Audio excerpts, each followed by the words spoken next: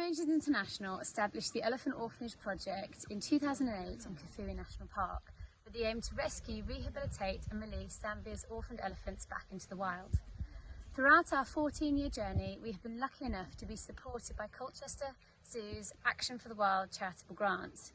And that grant has contributed to nutrition, veterinary care and medical supplies needed to help raise these elephants throughout their rehabilitation.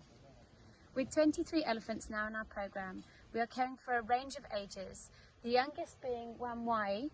the 4-month-old young elephant here at the nursery who is receiving milk bottles around the clock, and through to our oldest elephant, Chamilandu, who is now 16 years old and made history 2 years ago when she gave birth to Zambia's first wild-born elephant from an orphan mother. With 2 elephants roaming in Kafue National Park and a number more on the brink of being released, we are truly seeing this vision of release back into the wild finally happen, and we are so grateful to Colchester Zoo for their ongoing support.